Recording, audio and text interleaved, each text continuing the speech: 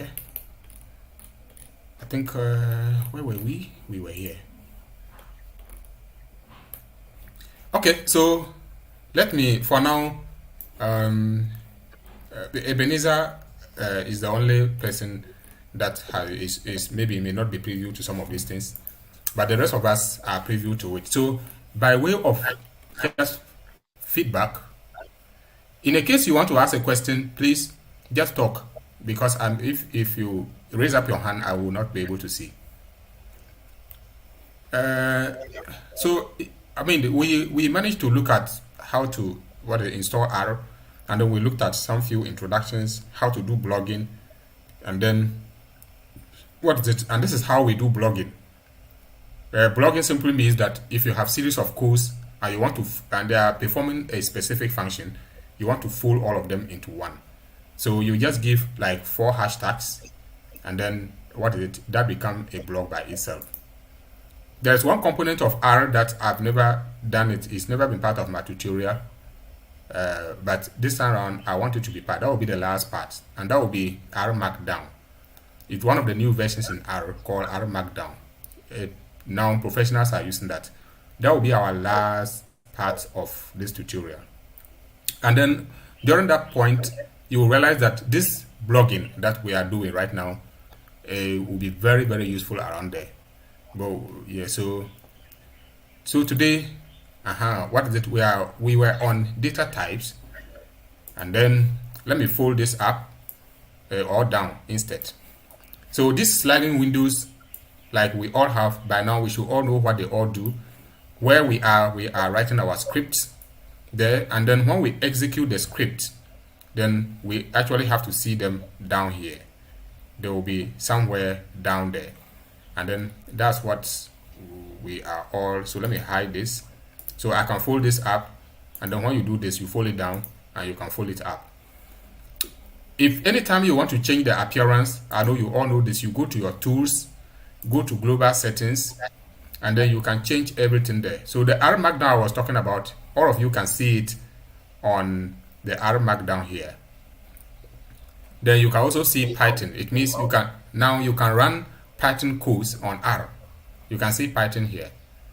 And of course, if it is about appearance, you just come here and then you are able to do all sort of appearance that you want. Okay, so that's just by the way. So I just cancel that, then I go ahead. So we all know what environment can do. This profile is not actually necessary.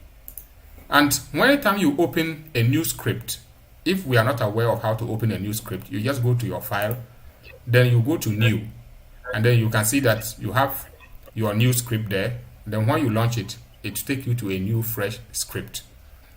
Now, there are other things around here that I may not have to waste your time for that.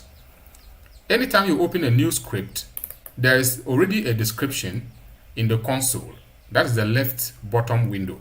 So in the console, if you don't want all those writings and stuff, you do Control L, or you just write your text like clear, and then go and tap on enter, and then it will clear everything back.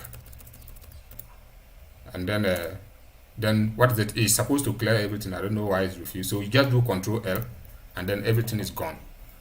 So that's how what is supposed to be. So the last time we looked at these few things, we also looked at how all these packages, how to install package and how to load them. It's a tutorial I don't want to waste my time doing right now.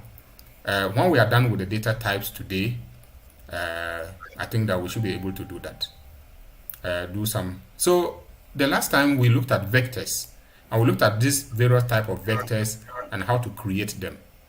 As we can see, we have vectors of numbers, vectors of like a text, and then all texts are put in double quotes. Don't always forget that. Now, to be able to create a vector, you need a function called the combine function. The combine function allows you to be able to create your vectors. A vector is like a set of values, or a set of more than one value. But we keep saying that if you are going to assign an argument or an object or a data variable to or a data point to a variable, then you should be able to use the combined sign to be able to do that. Now, what we have on our left hand side here, that's our variables. They are names we personally give. That one, there's nothing, is on our own. And I also demonstrated some of the ways you cannot do in the previous folder. You can't start your variable name with a number, and you cannot do dash. It will see it as a mathematical operation, and then in that order. We have a little bit understanding of that. So we looked at lists more, and we said we can combine list. We can combine all sort of. We can combine vectors with numbers with characters, and then they all form lists. So we were going to look at data frame, and then we stopped there. So today we are going to look at data frames, and so. But before I do that, let me remind all of us that R works in lines. This is a line. So line 25, line 26. So if you are going to ask a question or you want to know how any code is, then the codes are run on numbers. So you just look at the number on the line. If the line 26, anywhere within line 26, when you place your cursor, then you go and click on run, it will run it. If you come and place your cursor at the end, you can see run it, and then it will run properly. That's now when you put a hashtag on any line, anything to the right of the hashtag is considered a comment. R doesn't commit that one into memory. So we use hashtag to comment out anything. There was something that I forgot to mention the last time. That's block comment. If you have so many things, like more than 5 lines, and you want to comment all of them out, it will be laborious for you to be saying hashtag here, go to another line, hashtag, go to another line. So you can just highlight all of them like this, then go and through Control, Shift, and C. It will Control, Shift, and C. It will simply hide all of them. It will comment all of them out. It means you are no longer interested in all those codes, and that's what you can do. So if later on you don't need it, then you just remove it as the way you did it. Control, Shift, and C again. It will take the block comment. Those were the syntax that I forgot to mention. So today let's look at data frames. But before we all look at data frames, I'm sure all of us have opened our R, and then we are all following. So if we are following, now that we know how to create vectors, I want all of us to create. If you are following me, do this. So the first one, if it is a question, because it's not a command, it's not a code you are writing, you have to start it with hashtag so that R will not see it as a code. So let's say that we want to create some number of vectors. Let's create some number of vectors.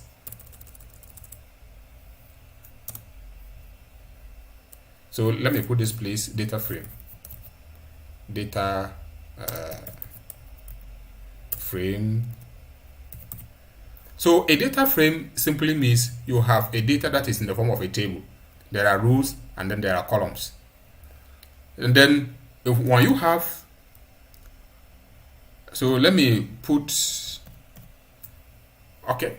So if you have a data and you want to, and you are going to work with it, and it is in the form of a data frame, then what should come to your mind is that you are dealing with rows and then columns, and then Excel will have a way, R will have a way of dealing with that data set as compared to ordinary vectors.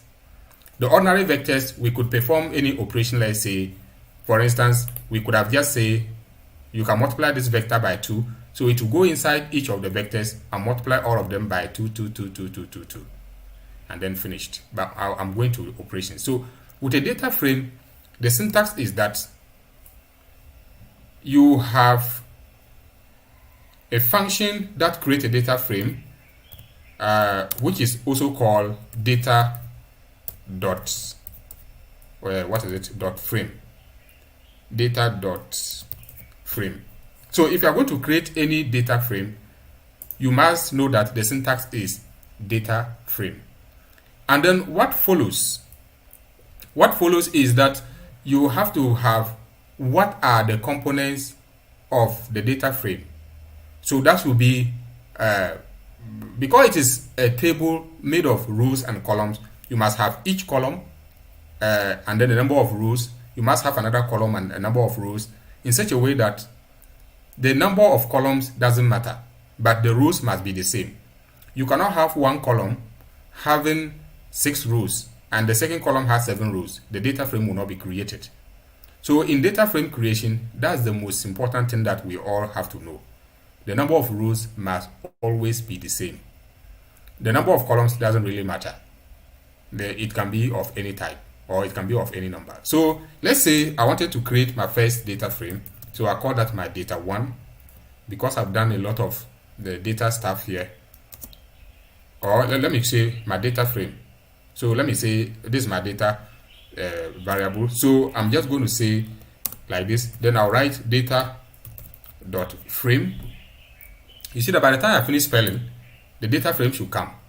And when you come and click inside, just come back to the function itself and put your cursor there.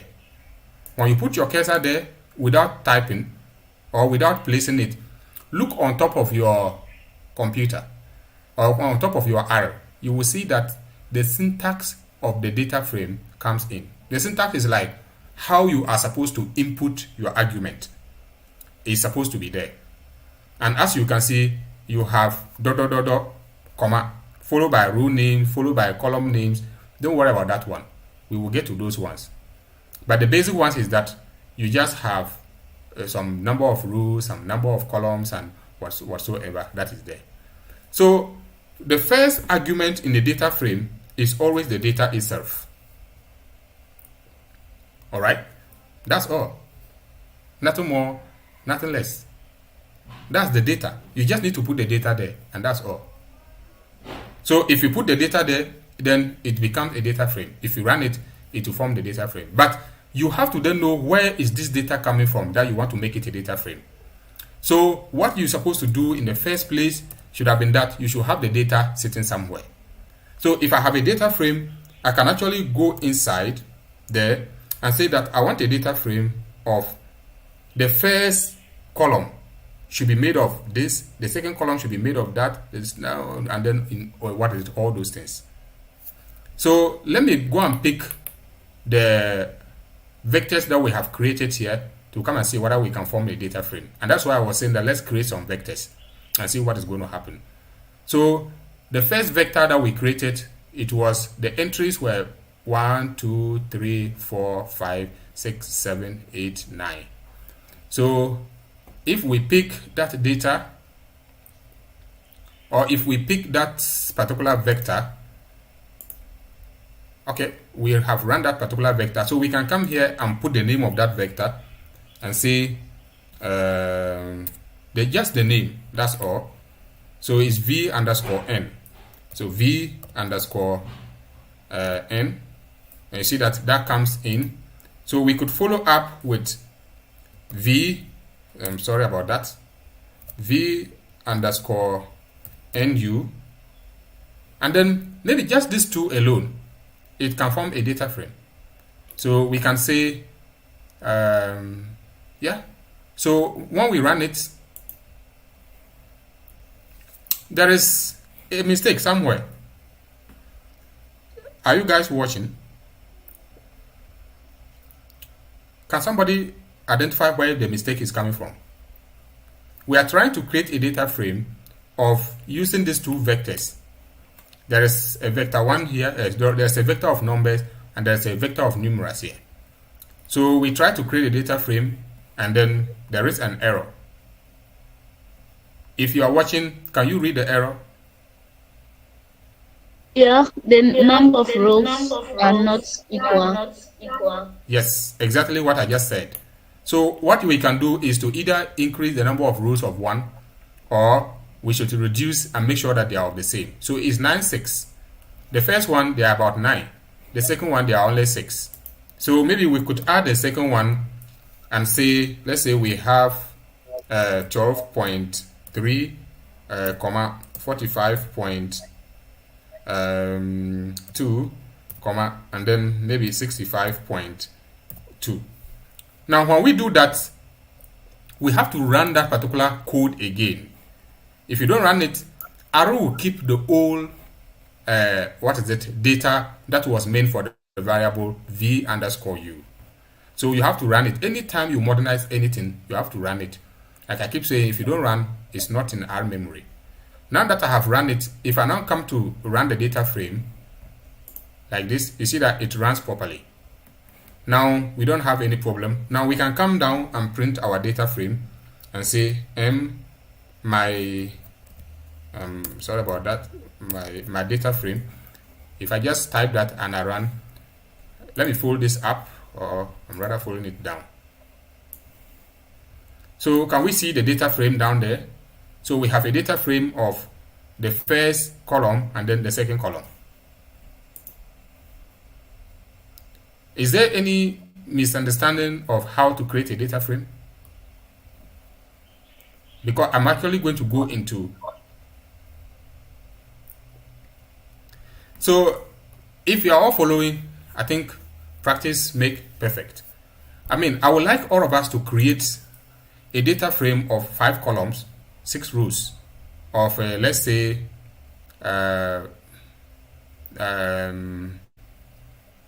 so yes, just walk, no, 3 columns, 6 rows, and let's see of anything.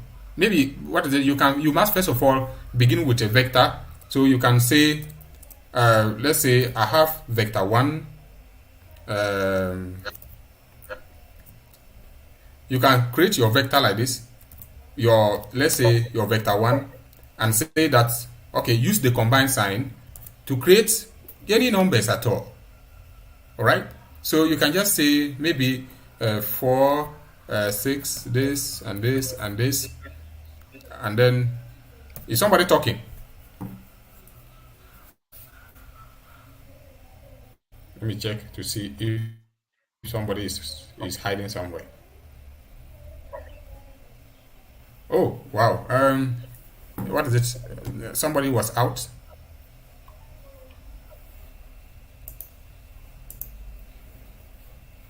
Yeah, Mohammed was out. Okay. He's in now. So I was saying, let's all create a data frame of, let's say, 5 columns, let's say 6 rows or something. So I'm just giving an example, and then I'm creating the vectors first. Then you use the vectors to form the data frame. Okay? So let's say I have vector 1, I have created that one. How many entries? 6 entries. So I'm going to have vector 2, and then the same way, just use the combine function, and then maybe you can even do that one, let's say a text or something.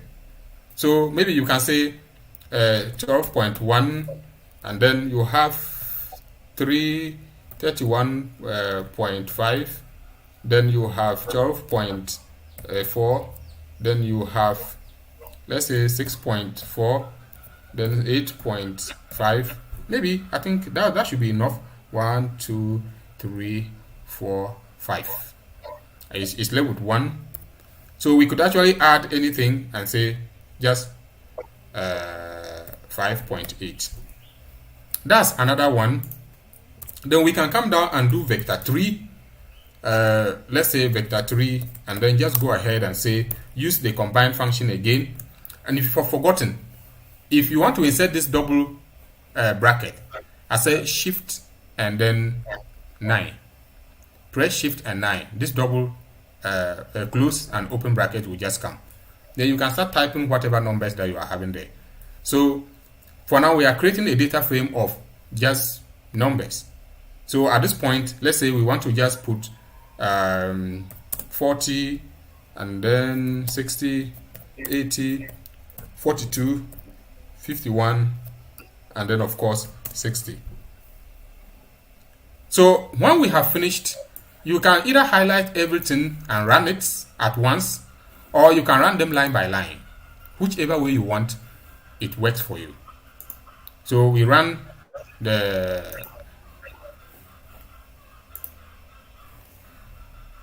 let me fold my listen down. So when you run now, all of them have run successfully. Then you now come down and create your data frame. So let's say we want to say that's your data frame. So you say my data, you can give it any name at all you want. This is my data frame 2. So what do I do? What I am creating is the variable name where I want to pack the data frame into. So after that, you bring this your assignment operator. And then as the assignment operator will be followed by data.frame. That comes in. So now all you need in the data frame is to now put the names of the vectors. So you are having, let's say, vector 1. You can see the vectors even come here. Then you just have vector 2 over there. It doesn't really matter the order. You have vector 3. And that's all. So when you go, you simply just run it. And then I'm seeing some error there. Yes, I didn't run the vector 3. Oh, sorry. I should have allowed somebody to answer that question. Right, so the data frame is now printed. And then I can now come and say my data frame 2. If I run that and I fold this up, you can see that the data frame has been printed. If you are following, if you don't have any question, the next thing I want you to do is I want you to also do a data frame of those of us who are on this particular program, of our weight, our height, and then our weight and our height.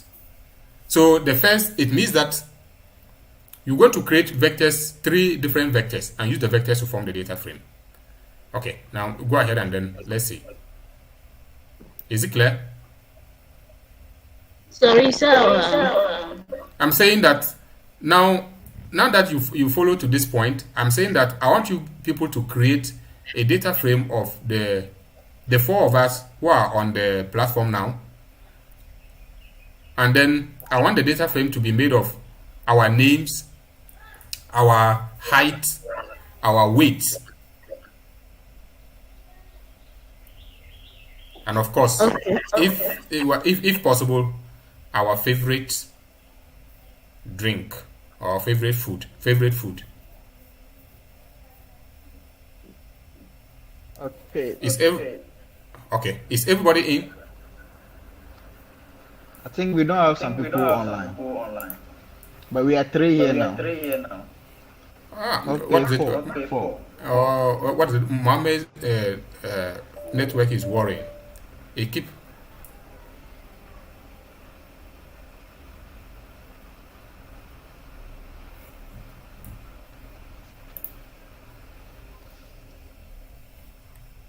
So what did you try that and let's see.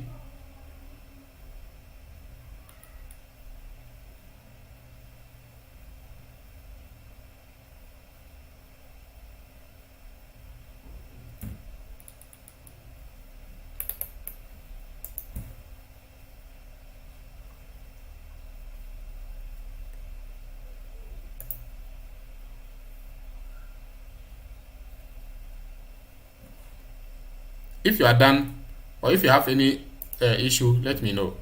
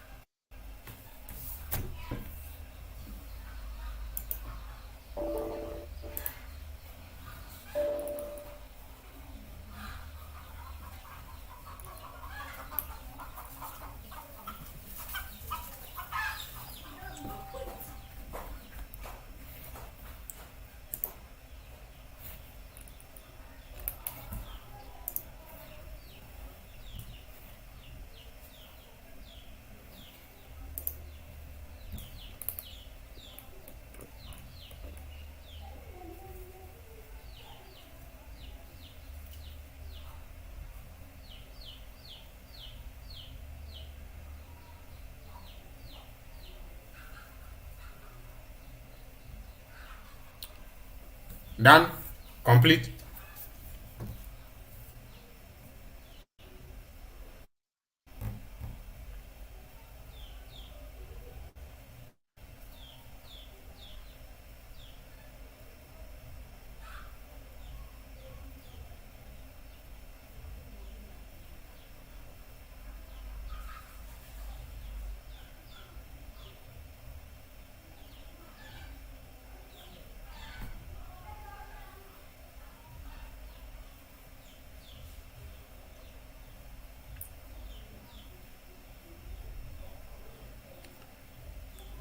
Uh, are you guys trying? Yeah. Yes, please. Yeah. Great. Great.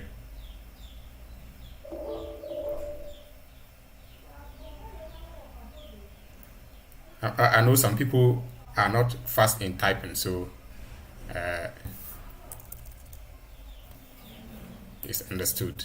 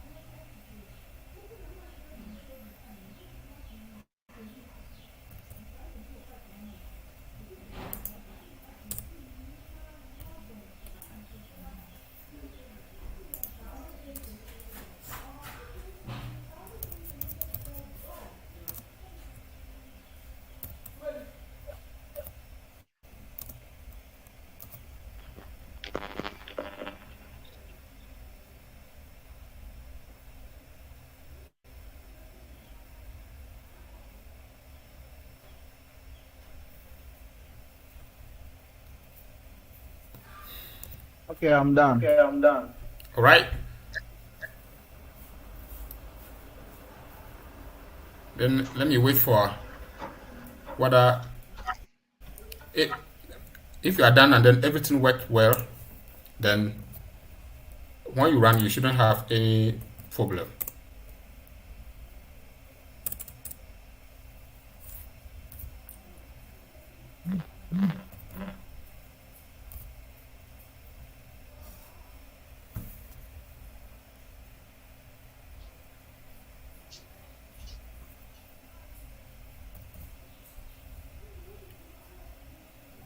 Okay, Big Bright, this is what I have. Okay, let me. Um, is okay. So let me zoom and look at your camera.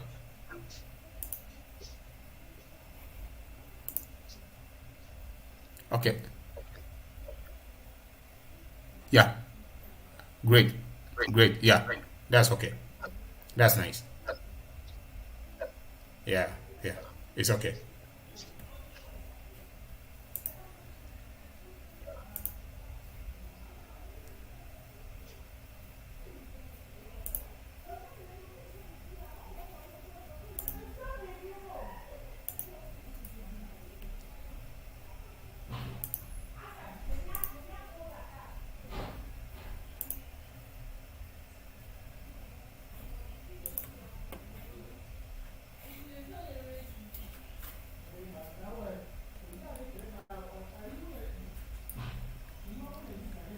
Paulina, any issue? If you're locked somewhere, You just checked my camera instead. I just did what? You checked my camera instead of who was it Mohammed? Ah, okay, okay. You were the one who showed on the camera.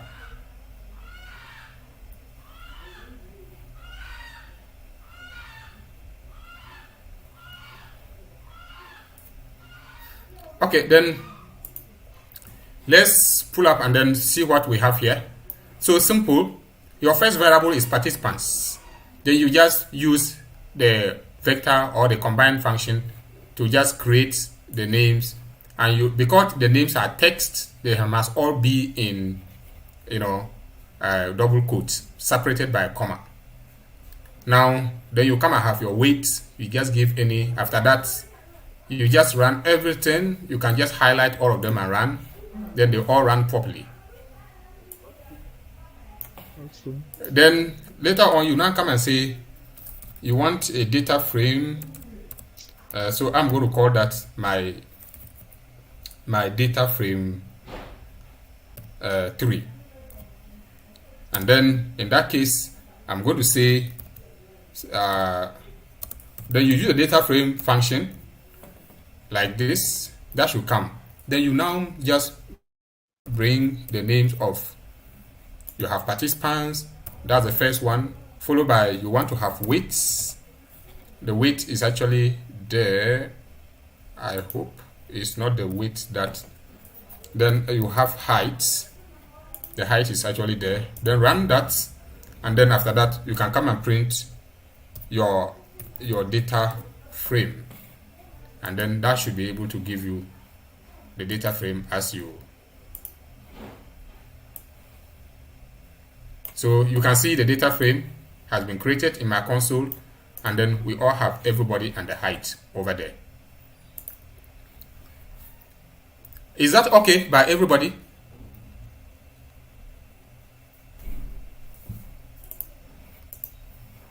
Yeah, I think that's okay. Yes, by me. Okay. What is it? Mohammed's network is worrying him, so he keep going out and coming in. So I'm not sure he'll be able to follow strictly. I'm sorry about that. Now we are going to perform some little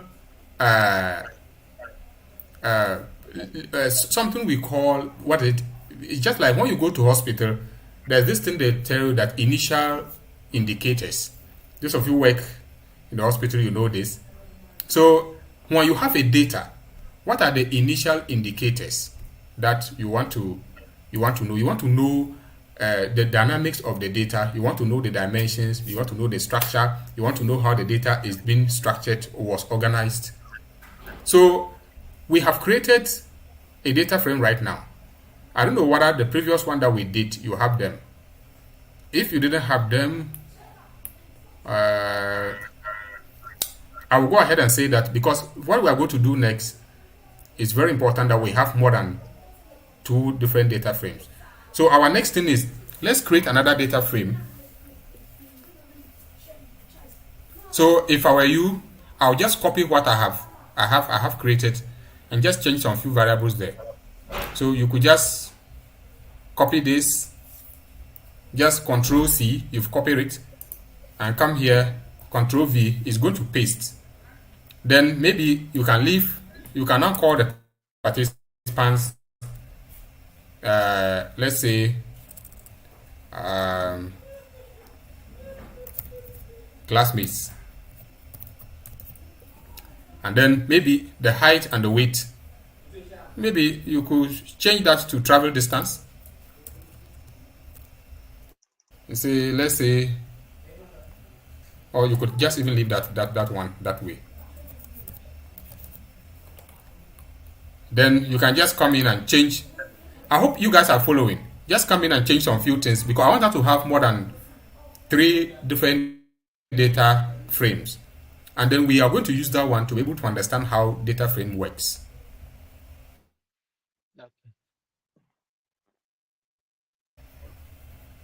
So I'm just changing some, just change 1 or 2, and then if you are following, you're seeing what I'm saying, I'm doing. That's all. Then I will come again and paste it. This time around, the participants will no longer, I will now call them, let's say, business partners.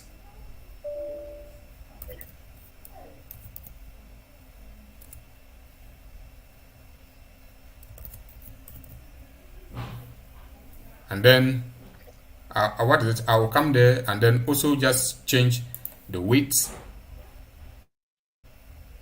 I could just change that one to 58 and change this one to 9, and then change this one to 8.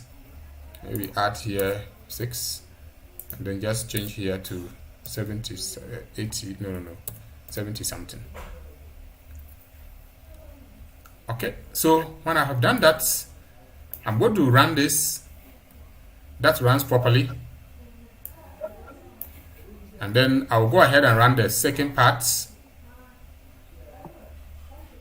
That also ran properly. So now I need to form another data frame here, which is called, I'm going to call my data frame 4.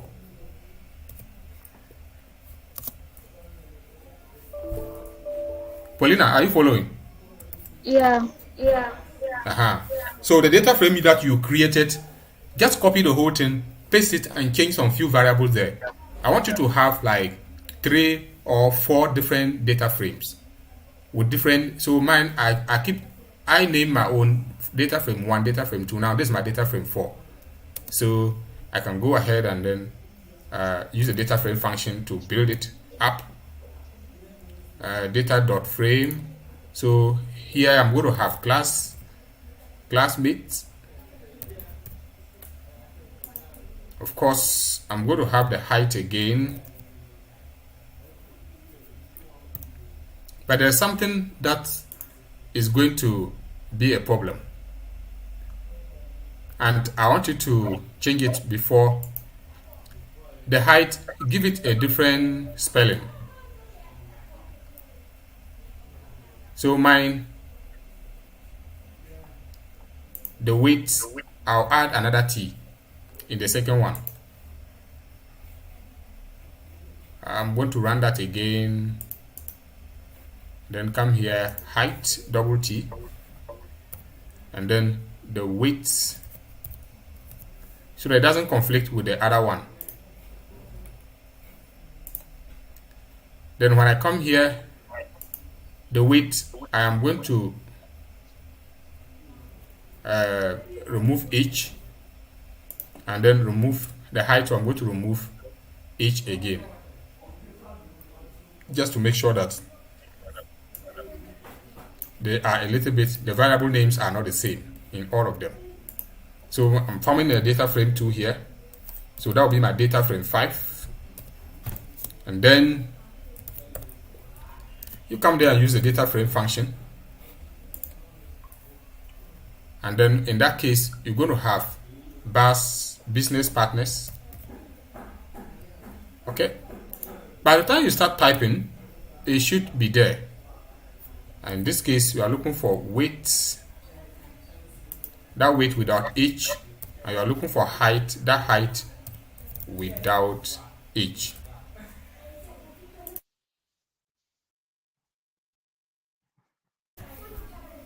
And that's all. And run. And so they also run.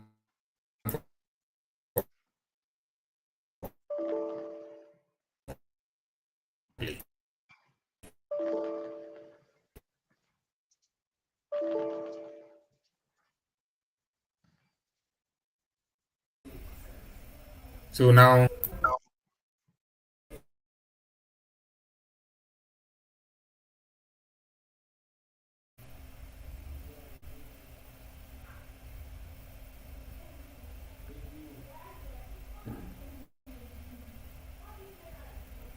I mean, have we all done that? Do we all have more than 3 different data frames? Yeah, I have 4 data frames. Okay, that's great. Eben. Yes, I'm working on it, please. Okay. Oh God. Mohammed's network is worrying him. Seriously worrying him. I can hear you. All right, then great. Yeah.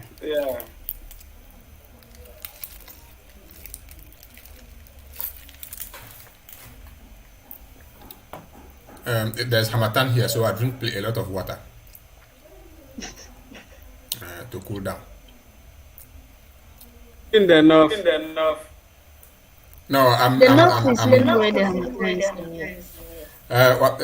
when there's Hamatan, I easily get dry. My body easily get dry, so I drink water a lot too to hydrate myself. Yeah.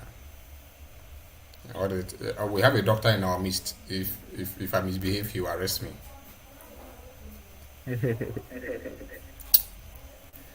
Okay. If all of you are done, then we can go ahead and start doing something on data frames. Okay, please, we run the second and the third ones that we have. Yes. Yeah. If you run and all of them run successfully, then tell me and then we do this.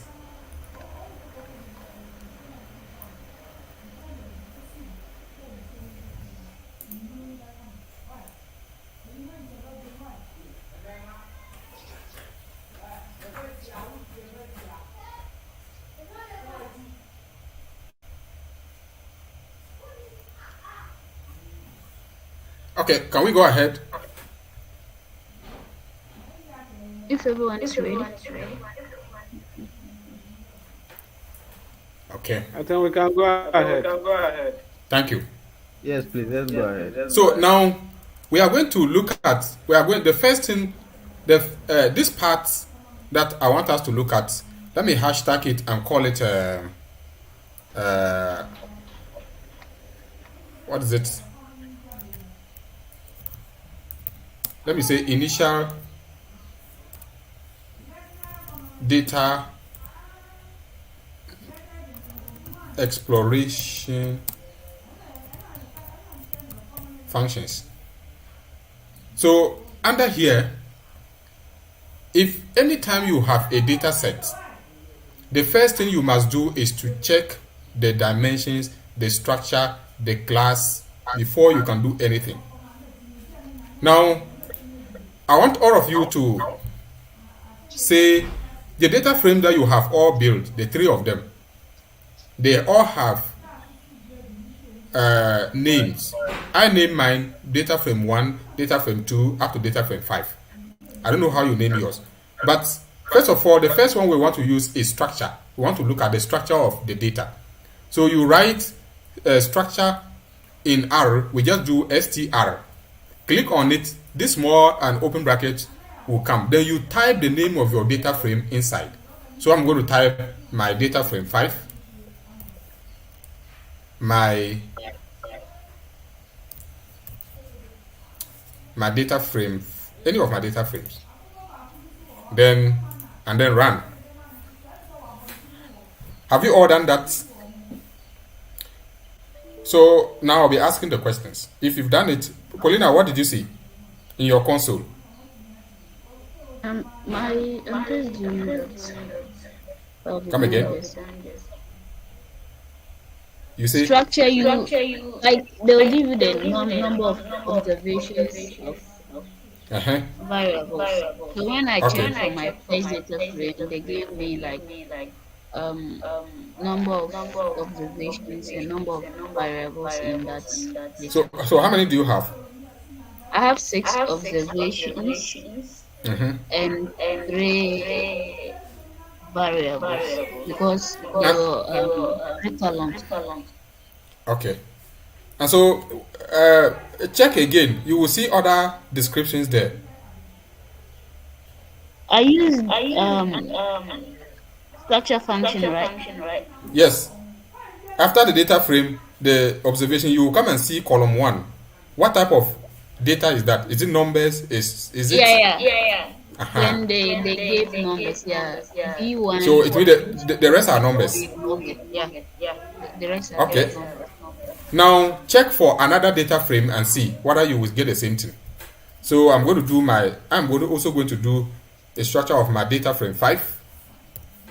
And please, all of us, let's follow shoots.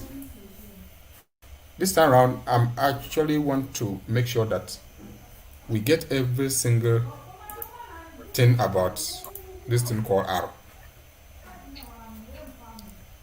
So if you do the other one, Eben, tell me what you see in your console. Okay, so with the first one, Okay. I can see 4 observations Mm-hmm. of 3 variables, Okay. Then and then I can see character, I can see numbers with some have you dollar seen signs for all of them. Have you seen CHR? Yes, CHR. I thought that's character. Yeah, that's characters. That's characters.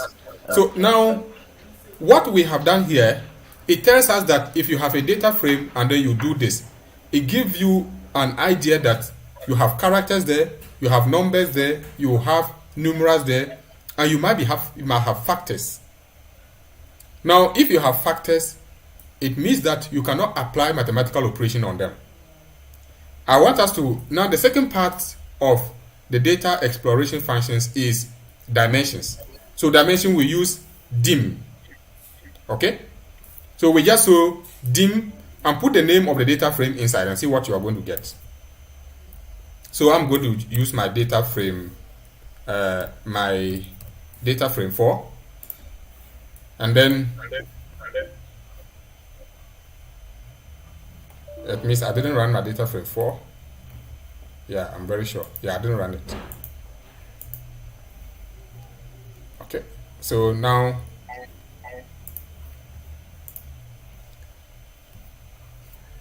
the dimensions, do you see that now that one gives you exactly the number of rows and the number of columns? The next thing I want you to pay attention here is that it means that in data frame, the rows always come before the columns. There's a reason I'm doing this. The rows always come before the columns. The third variable, the third initial exploration function I want you to check is class. Just put class there and put the name of any of the data frames that you want inside.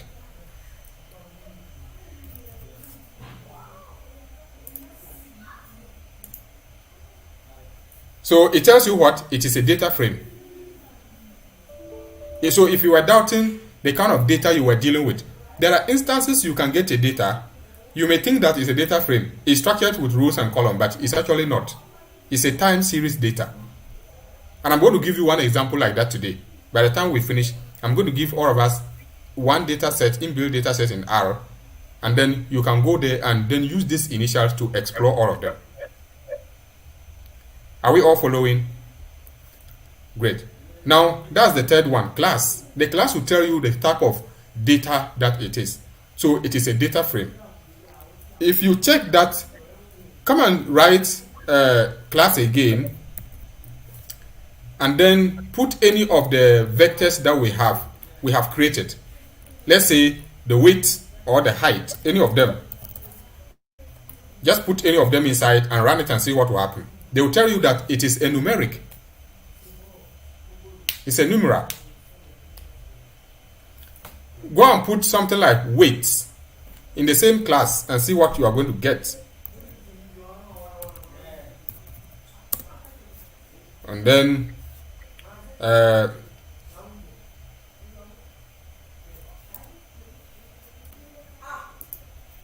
put the weights. It's also numeric. Now come and put, I think,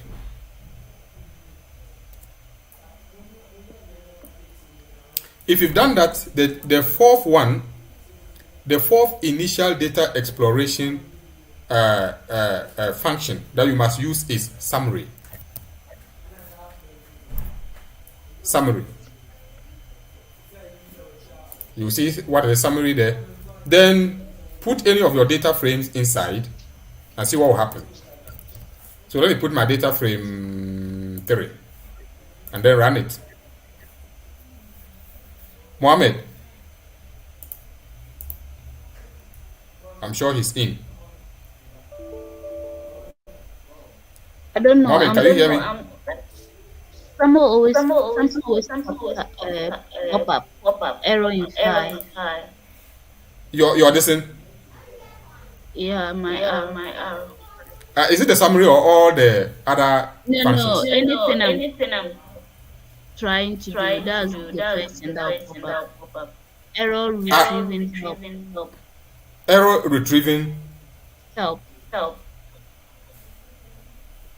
So you don't get the things I am doing here. Oh no, I'm just drawing your attention. Maybe because Okay. I've Okay. muted I mean, which hearing. okay. So I mean, which version of R are you using? Check in the console. Is the latest. When was that? The day before? Was it the Friday we had it? Or the Yeah. Saturday we had the class? Saturday. Okay. Before I was really using a software I installed 4 years ago. Okay. So when I was trying to load some of the apps, they told me I needed to upgrade Update, to yeah. the newer version. So I'm now using 4.2, which was released just this month. Okay. Well then in that case, I haven't used the 4.2. I haven't even looked at the documentary, but I'll check that and then see. Okay, but once you are getting the results correct, then let's follow. When we finished, we can look at it. When we finish the class, we can look at it. Yeah. So, but now, I mean, have we all done the summary? Can we see the summary? Yes. Now, we can. this is what we call Yes. this is what we call the 5-point summary. Okay. This thing we also do. This is very important in any data analysis. 5-point summary. It tells you the minimum value, the first quartile, the median, the mean, the third quartile, and the maximum. Now, if you want to know this, we could have just done, let's say, another way of doing this. We could have done a scatter. I'm not too sure scatter was going to work, but let me try and see. Scatter, and then my data frame 2. Let me check that. It doesn't work because there is some characters somewhere, so I needed to specify. So leave that. Leave that aside. Sometimes we could have also plot a default plot and say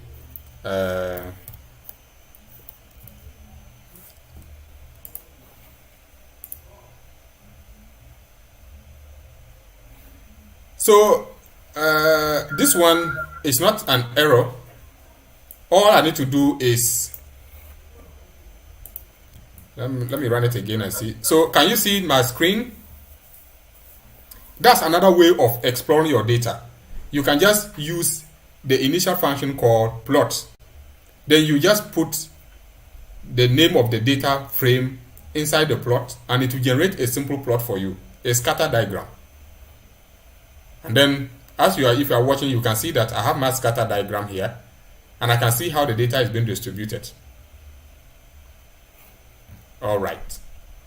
Now, when you run and you see that figure margins are too large, it means that the window where your plot is supposed to appear, you have narrowed that particular window to a very small space in such a way that the plot cannot appear. Anytime you see that error, that's what that means. So just go and widen it up, and then the plot will come. In fact, in data science, errors always allow you to learn a lot. When you make a mistake and you see an error, please don't get scared. Go ahead and read what that error is, and you will see what the error, and then you can just correct it. Now, let's get back to where we were. So these are the initial ways to check your data, and then to be able to know that okay, this is the kind of data I have. It is the name, the number of rows, number of columns, and this is the distribution of the data. And this is the 5-point summary of the data. That's what they call data exploration. Our first assignment for today, we are not going to do it right now, is that there is a data set in R for which I would want all of you to, I will mention the name of the data set. And, well, we are doing a tutorial, so I can just show you how to. In R, just say data. If you write data, open and then this one, then you run it. It will tell you all the data sets that are found within R. Oh, I was too fast. Oh. Take it again, please. If you can take it again. I was saying that in R, if you want to know the total number of data sets, because R itself has their inbuilt data set for practice. So if you want to know the total number of the inbuilt data set and how they are described and their names, just go to, like the way we are writing the command, and just do data, then follow by open and close bracket, and go and run that particular line. It will open up all the data sets that you want. So I just ran that. You can see I have data set on air passengers. I have data set on BOD, carbon dioxide, chicken weight, like a DN, what the dinners and whatsoever. Plenty. So by the end of today, I'm going to give each of us one data set, and then we are going to use we are going to get the 5-point summary of that data set, and then do other exploration. But everything will be based on what we have done here. When we finish, I'm going to copy all the script and I'll send it to all of you. On a notepad. Then you can have it to. Okay, that's just by the way. Now, up to where we have reached, the next thing I want us to do is to now perform some simple way of subsetting. Are you there? Yeah. Okay. So the next thing we are going to do is subsetting in data frame, or subsetting a data frame. So we come down.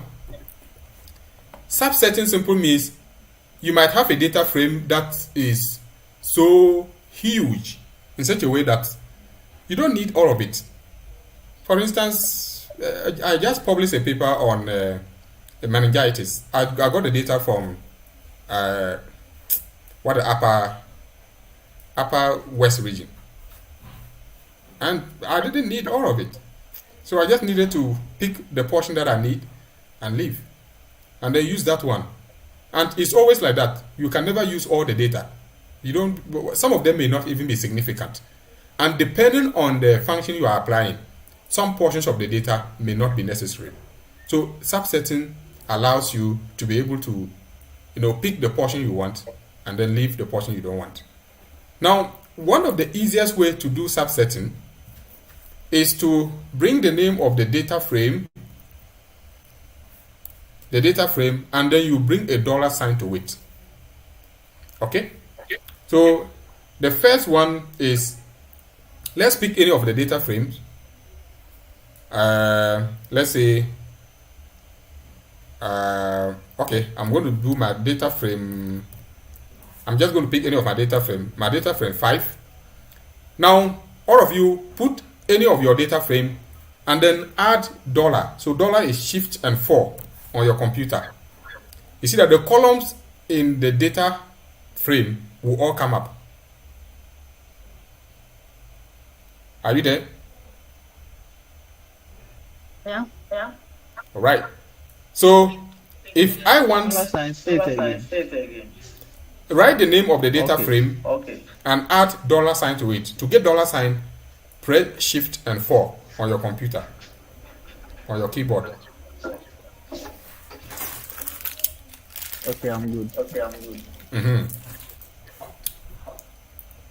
Have you seen that when you bring the dollar, you see the names of the columns? Yes. Is it there? Yes, please. Okay. Then it means if you are looking for just one single column, then you now go and click on that column.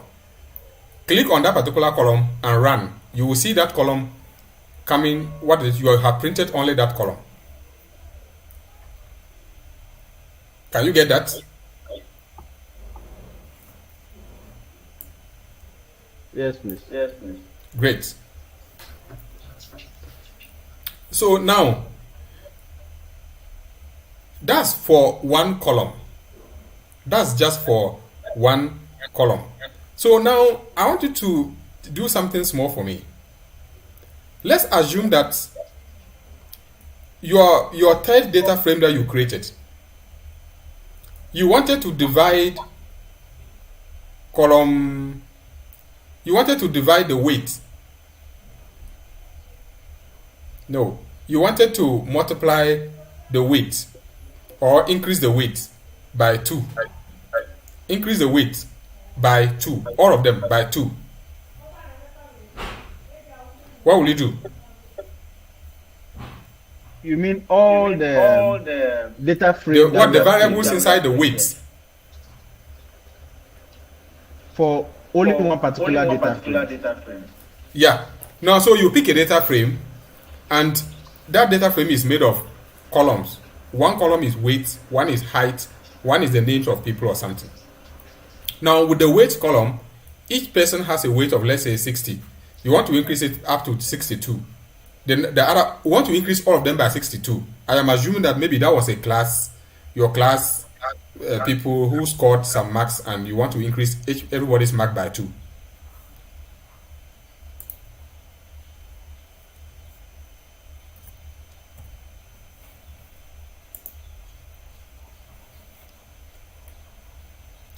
Do you understand that? Yeah. Yes. Have you done it? Yes. No, we are still thinking. All right. So you will have to simply. That's where subsetting is very important. How So do I you- look like? Have you done it? This is the Yes, interesting part of data science, and I really love this part because this part is very, very easy and tricky at the same time. And this is also the time that I rest. I give the rest of the work to you, and then is it there? What is this? This gentleman is not been talking. Is he locked out or what? Eben, Yes, I'm here. are you following? Yes. I'm done. Great. So now, when you print it, have you seen that it has increased by 2? Yes. So, all right. So let's assume that you wanted to increase the weight and the height by 2. What would you have done? At the same time. Okay. I haven't shown you this. I'm just trying to see whether maybe if anybody has an idea. So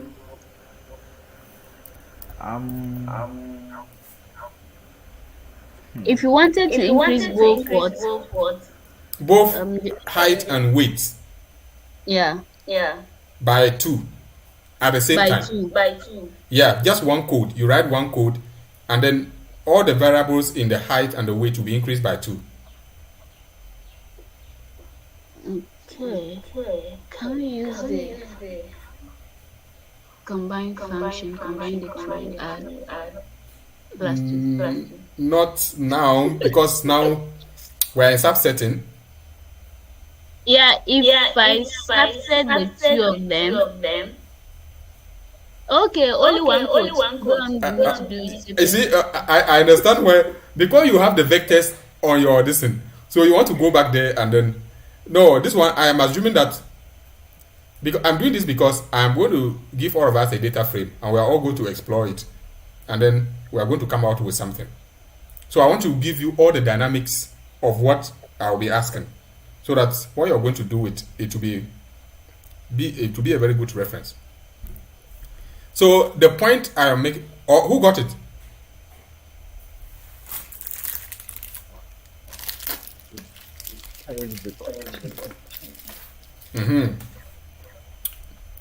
So there are two ways of doing subsetting. The first one that I have shown you is the one you use the dollar. You are just picking a whole variable. When you use the dollar sign, you are just using a whole a variable. So, but if you want to do proper subsetting, you use what we call the square bracket.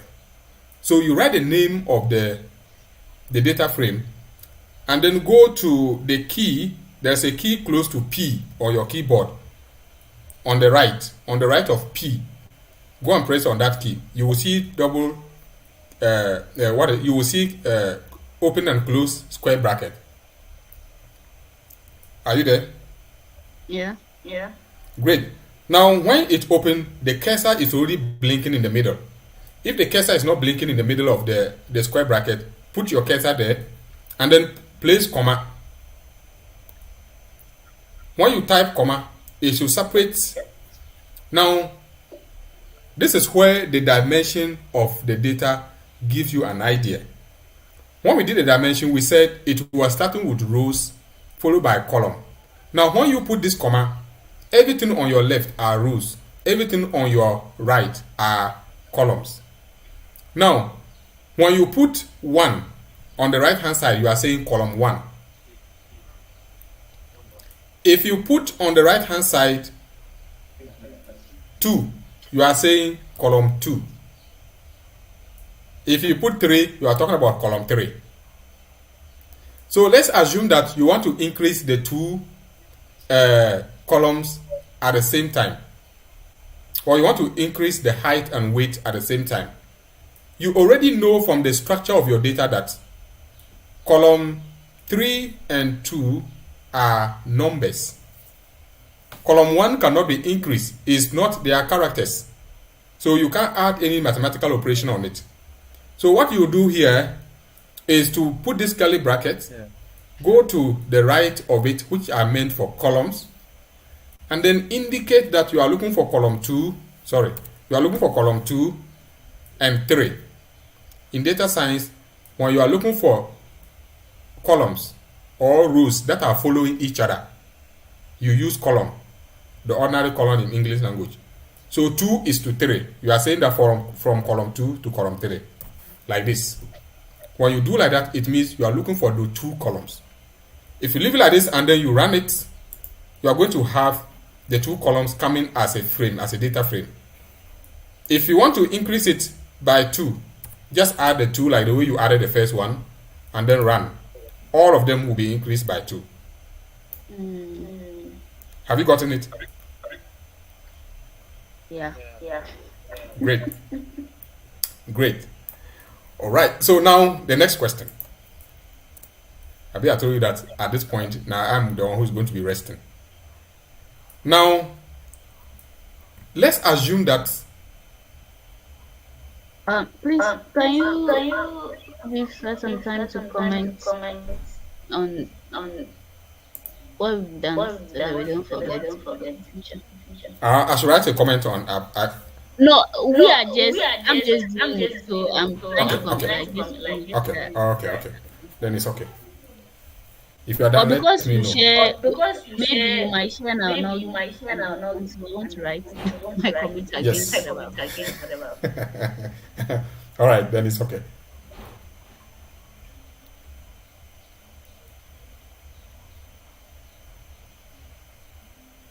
I think we'll have your YouTube channel handle so that we can all follow you and then watch the videos too. So.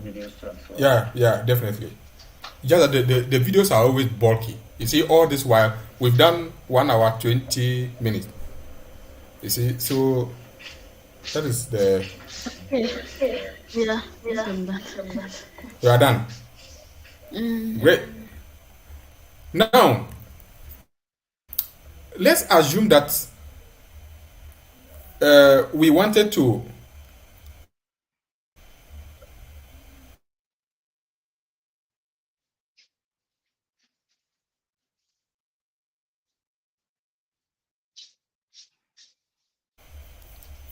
of that same data frame.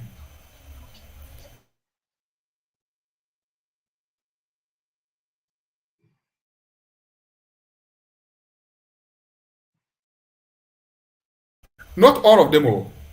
You wanted to first 3 rows by 3 of the 2 columns. Are you getting what I'm saying? You have 2 columns already. Please take it again. That is weight and height. Okay. You wanted to increase the weight and the height of the first 3 people. So let me see.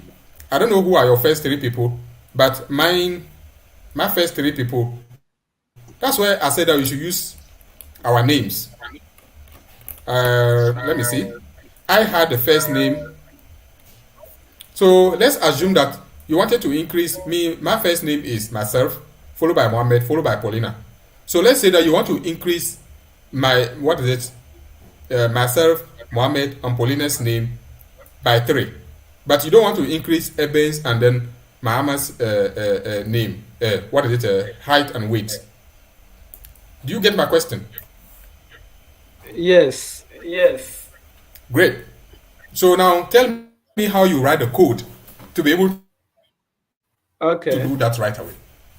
So It's let me very, try. it's very tricky. It's not Yeah. tricky at all. You're going to get Yeah, it. let me try. Yeah, try. With this, in the same case, Yes, go ahead.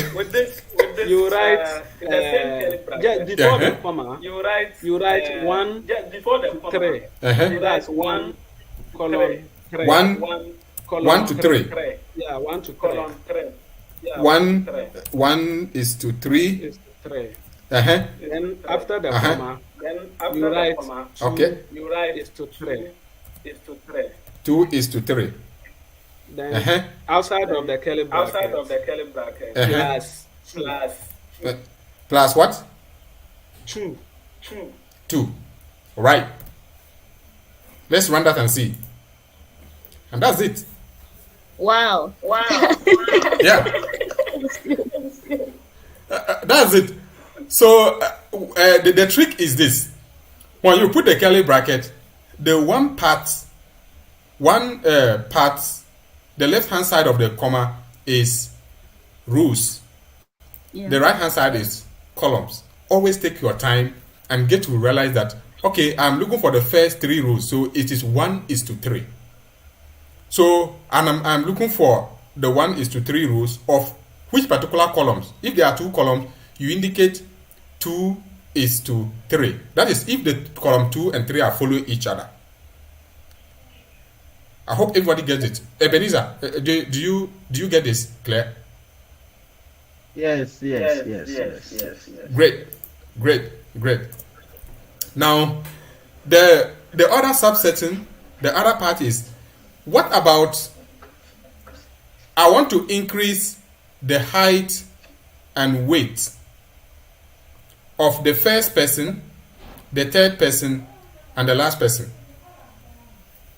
I'm not even following. Paulina, why are you lost?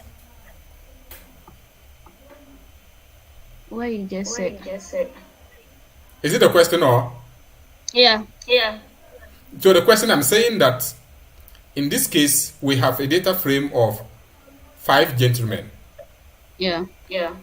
And then they have their weight and then their height. We are going to increase the weight and height of the first person, the third person, and the 5th person by 3. You get what I'm saying? So this time round, the rows are not following. The rows are not following each other. So what are we going to do? Okay, let me try once again. All right. So the same code. Okay. Just that the square bracket. No. So before the comma, you have one. One. Comma. Yes. Three. Comma. Five. Okay. Then after this comma. Okay. All right. I guess it will work. Yes, I know it will work. I just wanted to finish, and then when we run. 2 is to 3. That's column 2 and 3. Okay, 2 is to 3. Now let me run it and you see. After the bracket. Okay, after the bracket, you are supposed to add 3. You said by 3. Plus 3. Right? Yeah. You see that? Have you seen that is not working? And use arguments. Yes. Well, do you know what they are referring to as unused argument? They are referring to the comma here. Comma. Okay, so can we use vector in this case? So that we have 1, 3, 5. Then come and put it in there. Can I try? Okay, try and let me see. So inside the curly bracket, you use a vector to combine them. So now, then tell me how to write it. C. Open and close bracket. Bracket open. 1, 3, and 5. 3 and 5. That's exactly. That's it. So anytime you are using something that is not following, you are combining things that are not in order. You use vector. And that's why I was saying that the vectors, you may not see why we are using them. Have you seen that ran properly? Yes. Yeah. So if you go to the console, you can see that it has run properly. If the number of rows, the number of columns are not following each other, this is how you always do it. You use the vector sign. All right. Now, the other part I want you to do is, I want you to divide the weight by the height. How do you divide the weight by the height?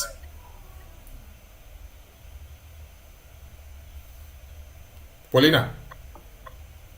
Yeah. I want you to divide the weight by the height of each person. The weight.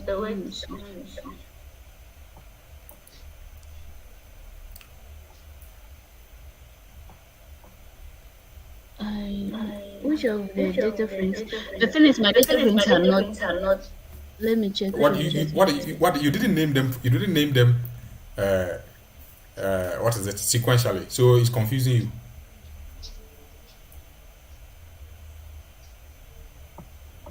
I have to check back.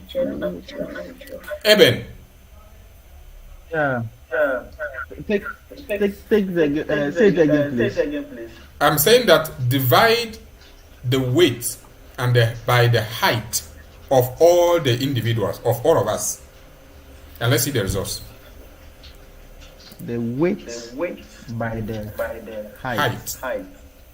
Yeah. So pick one of the data frames and then divide the weight by the height of each of us.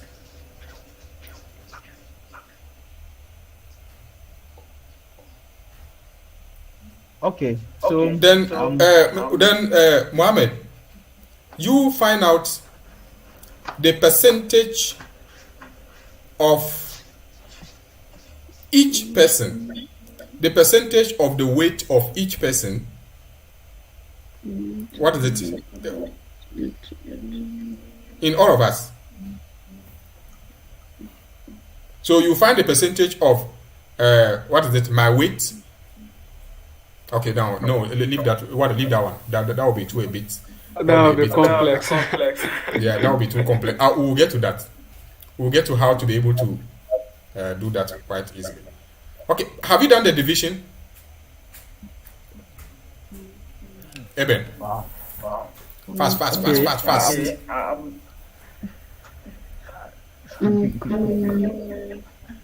The weight by the height of each person.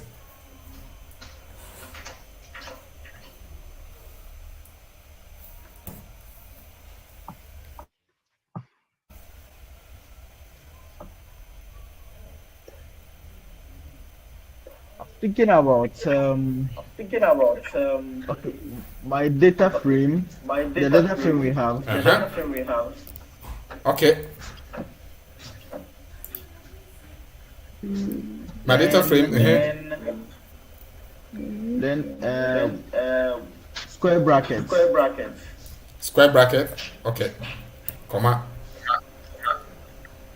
Yes. So 2. 2. Okay. 2. And then outside the box. Outside the square bracket. The square bracket. Okay. Divided by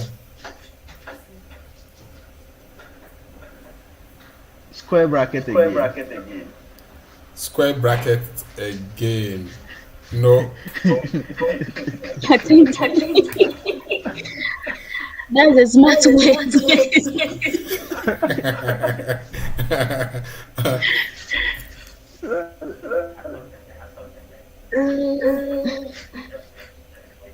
Any other person with any idea? All right, so let me complete that, and then so when you are going to do that, the easiest way is this one. The what you have written on the left hand side, you are simply telling Arrow that this is the data frame. Go into that particular data frame and pick column 2 for me. Then that's the division. So when you bring a curly bracket alone, that curly bracket is not attached to anything. Arrow will not know what that curly bracket is doing.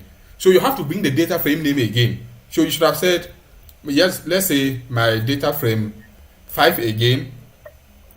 All right.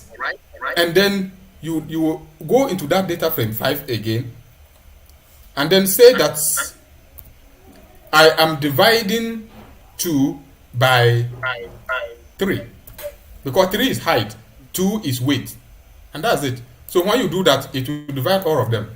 As you can see that the result is down there. Oh. Are you getting it?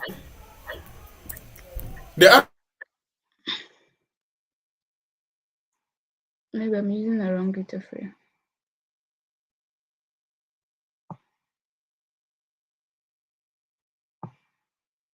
Another way of doing that is by then you bring weight, then bring division, bring the data frame again,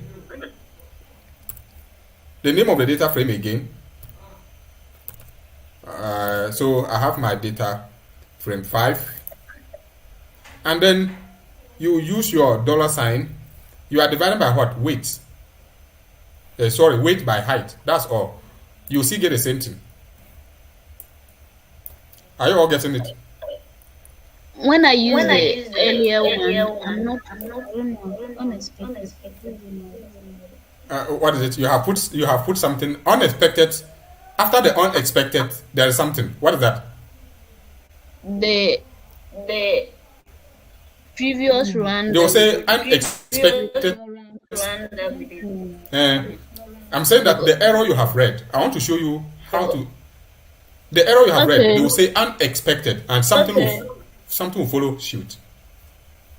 That's now I've gotten it. I think the cursor was still at the previous code. Let's say when I was running wasn't. Make sure that your cursor is blinking on the line, the active line. So you run that line. Now let's assume that now that we know how to apply the mathematical operations and whatsoever, what is it, on data frame and whatsoever. Now we can do all sort of things. Now I want somebody to print so let's say this was a very large data set, and then maybe you want to just print only the weight and height of the first, third, and then the first, the third. No, you want to print what are all the people except the number 3 person.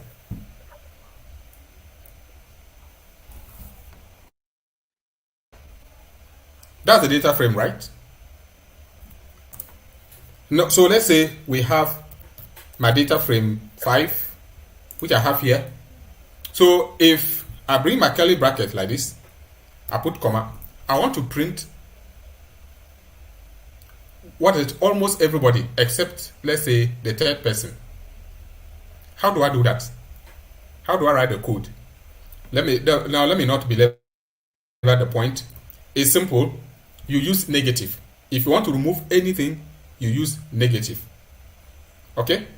So it means that I am omitting row 3. Completely row 3. So when you go to the row side, put -3. Okay? So the row 3 is for the person on that particular row. It means his height and then his weight, and everything will leave. So when you run it, you will see that the data frame will no longer be up to, you will see 5 people. You will see that the third person is gone. Have you all seen that? Yeah. It's the same way. If you wanted to also remove the first column of the data frame, you just have my data frame. You bring the name of the data frame and then bring your curly bracket. You are removing the first column. So say -1. -1 is the first column. When you run it, you won't find the first column.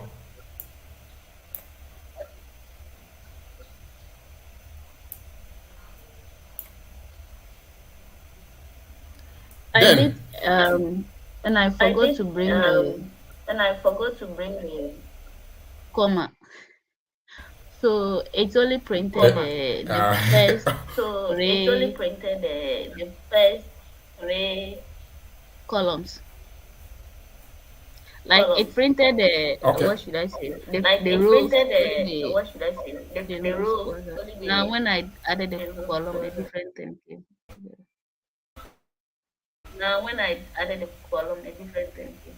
You bring the comma. Yeah, the comma rather. The comma would separate the. Yeah, the comma rather. It will separate the rows from the column to specifically remove whatever. Now, just like the way we did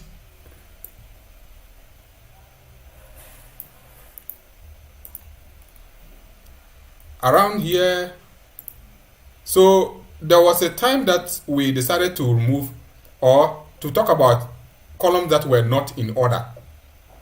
All right? So one of the ways to do that, let's say you wanted to remove column 3. You wanted to remove row 1, row 3, and row 5. Can we do that? -1, -3, -5. But remember, it has to be a vector.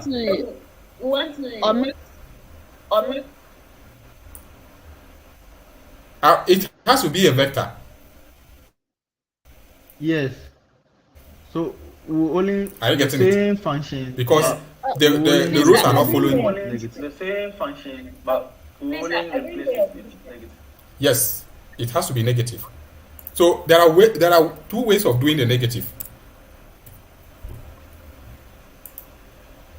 It's either you put the negative before the C, okay, or you can go inside and negate all the numbers.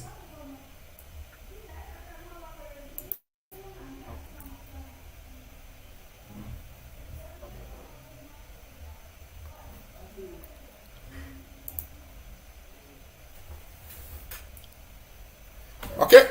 Are you all following up to this point? Is there any confusion? I didn't hear the question. I'm saying up to this point, is there any confusion? Before the command. Before I said that, Yeah. I was saying that if you want to remove columns that are not, rows that, either rows or columns that are not sequential, they are not in sequence, you have to use a vector. Let's say we want to remove row 1, row 3, and row 5. So you have to mention the name of the data frame, open your, put your comma to separate rows from columns. On the row side, you have to use a vector to be able to isolate those non-sequence rows. So you use C and put into bracket 1, 3, and 5. I'm saying that before the C, you need to put minus because you are removing. You are removing them. So when you do that, you have removed them like that. And I just demonstrated an example here. Oh, okay. Yeah. Okay. So now, there are various ways through which you can do this subsetting. The most important thing you need to know is these two ways of being able to do it. You can use the dollar sign to just pick the whole column, or you can use this curly bracket to be able to pick the specific rows or the specific columns. And if they are not following each other, if the columns or the rows are not in sequence, then you have to use a vector. If you are removing a row or a column, you have to use minus sign and attach it to the specific reference number so that you'll be able to remove that particular row or that particular column. Up to this point, if there's no question, now let me show you the last parts of. Yes, go ahead. Can the dollar sign be used to select more than one column or row? No. Okay. What is it? I've never tried it, and I don't know how that works anyway.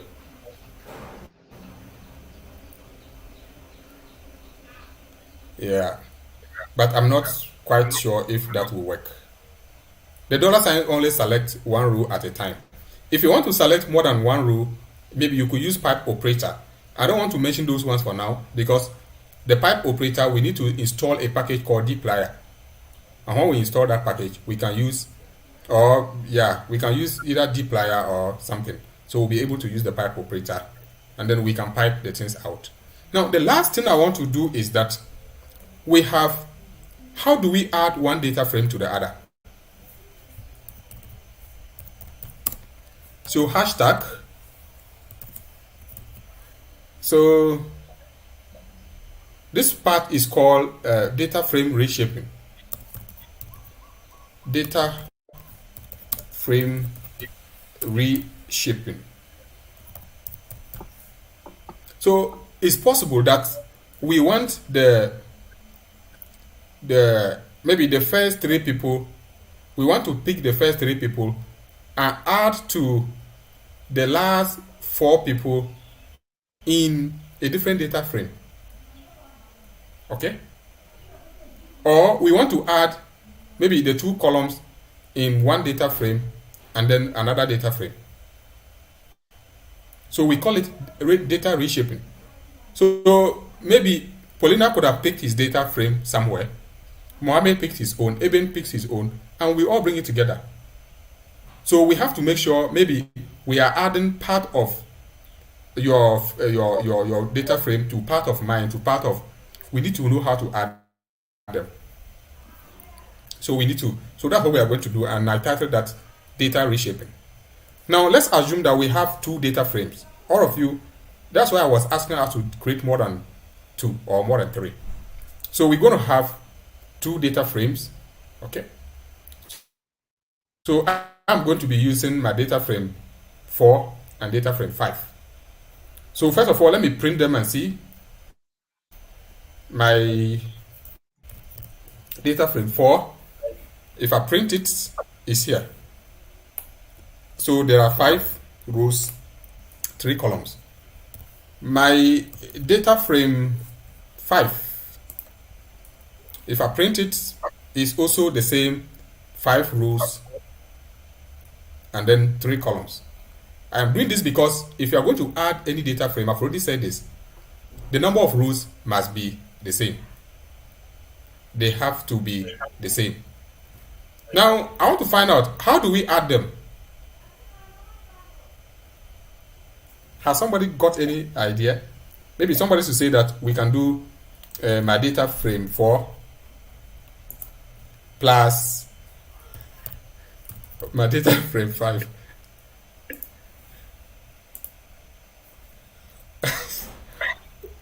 Have you noticed that Aaron will tell you that there's non-numeric argument? You cannot add. You cannot add. You can't add.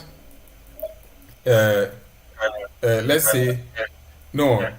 There are characters in it, so because there are characters, you cannot add them. Characters are not numbers, so any mathematical operation on them will not work. But let's assume that I want to add the weight and then the height. That one will work. So we can say I have my data frame 4 first, and I'm just isolating only the 2 columns, that is weight and height. So 3. And then bring my data frame 5. My data frame 5, bring my square bracket, and then also do my 2:3. It means in this case, I am adding only the column that are made of numbers, and they have the same number of rows.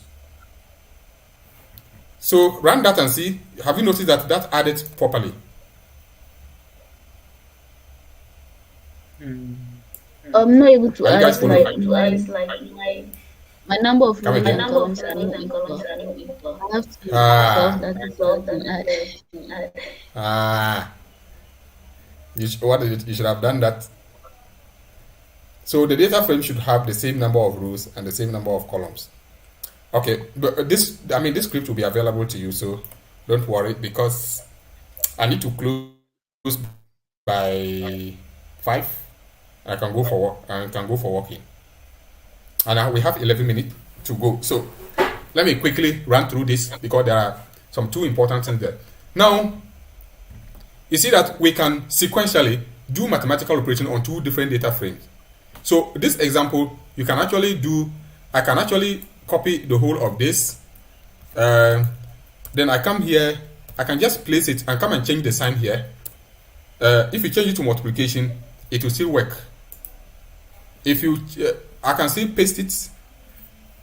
If I change it to division, it will still work. And it works respectfully. All right? Now,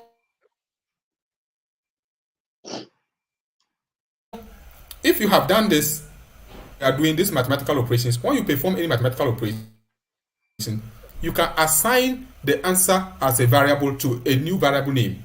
So like what we have done here, maybe we could assign it to a variable so that next time we can just run only the variable and then we can have the variable print the same results.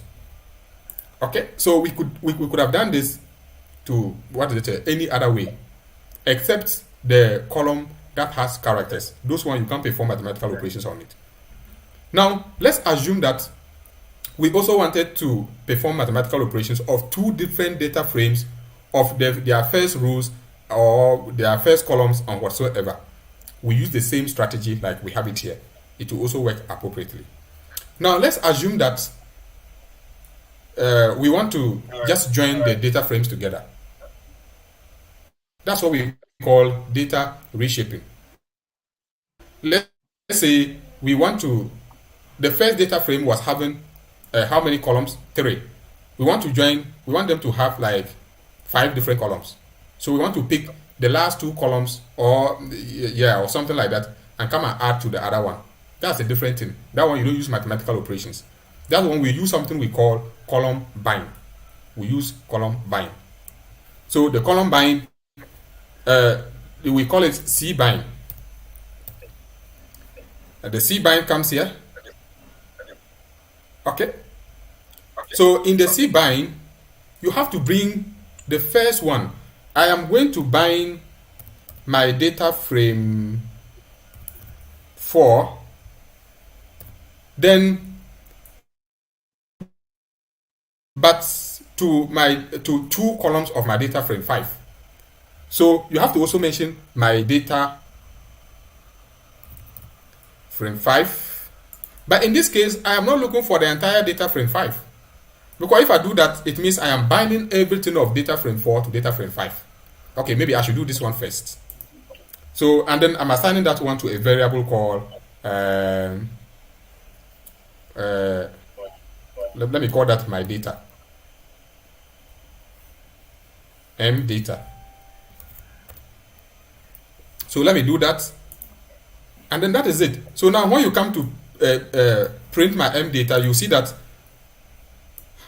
have you noticed that we now have how many columns? 1, 2, 3, 4, 5, 6. It will combine all the data frames. But if you check, you will notice that we have classmates here, we have business partners here, the same names. So let's assume that we didn't want the same repetition. We want to have only the same names on one side, but add the different variables. So in that case, when we come here, so I'm going to copy this for the purpose of time, and then I'm just going to come here and paste. And by this time round, I am adding my data frame 5, 2 columns of my data frame 5 to all the columns of data frame 4. And I'm giving them a new name, and that will be called my data 2. So when you come to my data frame 5, I have to specify using the curly bracket, and then put into your comma there, and then you do your 2:3. When I do that and I run, only the 2 columns of my data frame 5 is added. So now let's print my data frame 2 and you see. Let me fold this up. Have you noticed that now the other column is not there? It's now only classmates, which is having height, weight, and in that order. Do you understand this? Yeah. Paulina, if you don't understand, don't, what is it? This is how we are able to add columns. Let's look at how to add rows.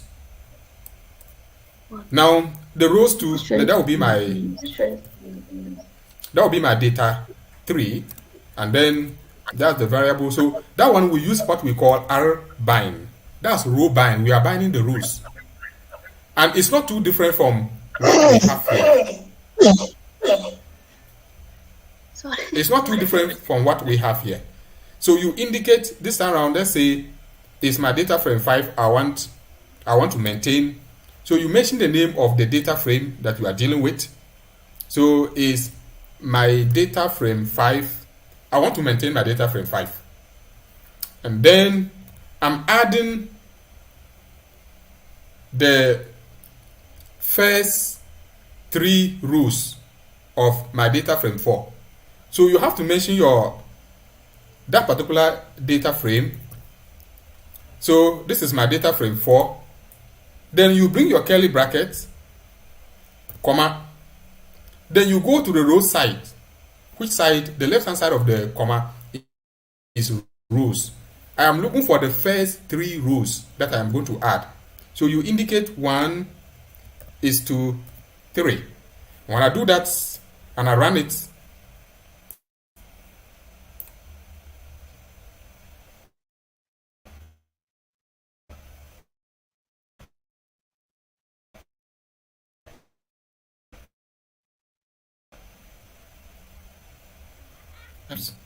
collapse names do not match previous names. So what that means is the names of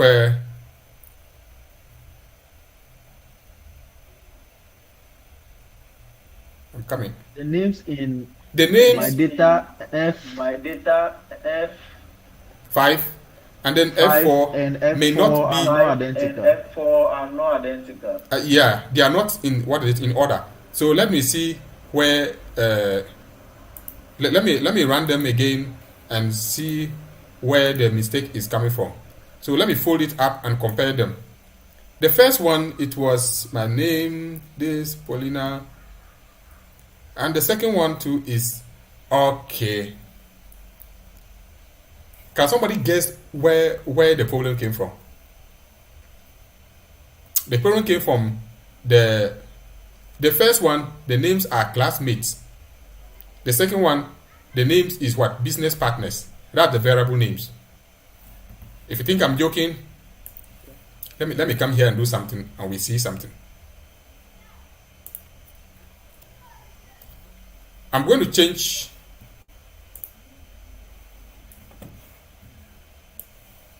Have you noticed that now if I pick my data frame 5 and I want to add again the first 3 rows of the same data frame 5, that one it works because the variable name is classmates. So arrow will go there and recognize that all the people you are adding, they are classmates. But when you have different variable names, like let's say my business partners and my classmates, R sees those things as not the same.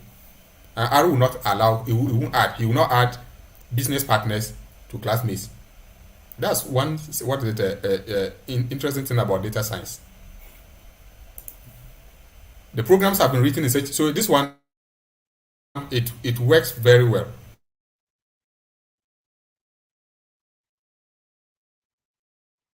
So I can just, instead of having how many rows? 5 rows, we now have 8 rows because we have added 3 rows to it. And that's how we are able to reshape data. So this is what we call data reshaping. You can actually use the row bind to be able to do all sorts of things. And after that, you can apply any mathematical operation on each of them, and then it will work. 2 minutes for us to go. Any question so far? Let me see. What if any questions so far? I hope. Yeah, I think I just want to remind you that. I just want to remind you that. Hello. Yes, I can hear you. Hello. Yeah, I just want to remind you that you upload. Yes, hello. Yeah, I just want to recording on your YouTube channel. The recording on your YouTube channel. Yeah, it's already recorded on my YouTube channel. Oh, okay. So I'll just share the link. Right after here, I'll share the link. Oh, okay. Because that's fine. Yeah. Okay. Thank you. Okay. Yeah, and then the scripts too, I'll copy it on Notepad, because one of the things that I will be doing tutorials is how you can use Notepad to create your own CSV file and import it. Because we are going to learn how to import data, external data from a website, from any external drive or whatsoever, and then work with it. These ones are just preliminaries. And I'm saying that we'll end all the tutorial using R Markdown. Most people who do R, they don't actually go to R Markdown. I thought of it last night, and I've said for your group, I'm going to add R Markdown to it. And then it's one of the professional way of creating a report now. We'll do that. Paulina, any question? Thank you. No question, but Eben asked if you could use a dollar sign to offset the number of things. Yeah. You have to create a variable and then name. Then you use a bracket to subtract the number of them. It will come just in line. Okay. As he said it, I was trying and then it came. It worked, right? Yeah, it works. You have to the variable name. So I substituted So for you my could do data. I like had my eight. data. Like if I have my data frame 5, I could use the dollar like this, or So you have to put come again. you have to Oh, your line is faint. if you could check my camera, can you bring your camera to my side? Let me see. Okay, okay, then let me. Okay, let me.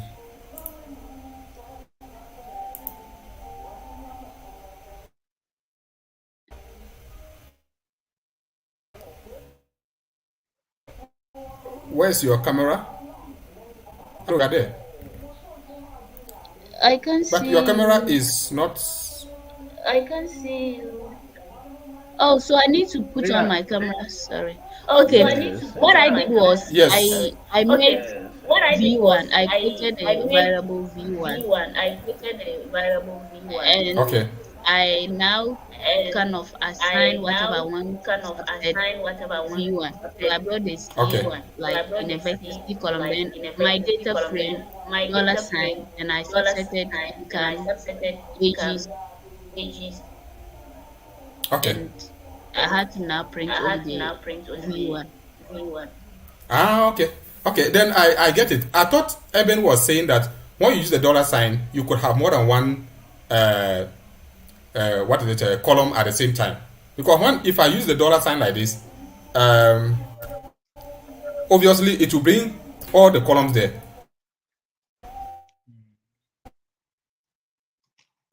I thought Eben was asking whether you could select more than variable. So I was saying that I don't know how that works. Yeah, but if you want to create variables and assign each of them to the different variables, that one there it works. It can work properly. All that we have done here, we can assign each of them to a variable, a new variable, and the variable will become what is it? It will become independent on its own. So that one it works. Thank you. So How the how do what I is it? save my work? The last time we did it, but I couldn't. Okay, now go to file. Go and click on file, click on save as, and then a file name will come. Then you just say, yeah. So this one, I call it Christmas tutorial. I call it my Christmas gift.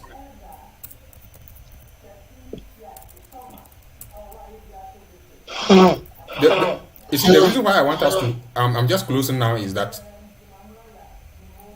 you cannot hear the noise from outside. I'm living by something called, is it community radio or community information center? They can make noise like you can't even sleep. So they start at 5. So it's good that we are just closing. Okay. So ladies and gentlemen, if there is not anything more to do, I think thank you all of you for being around. Today it's been a smooth ride, even though it's more on and off here, but we managed to get to somewhere. Tomorrow we'll meet at the same time. Thank you. Okay. Bye bye. Thank you for your time. Thank you. Hey, you're welcome. You're welcome. Bye. Bye.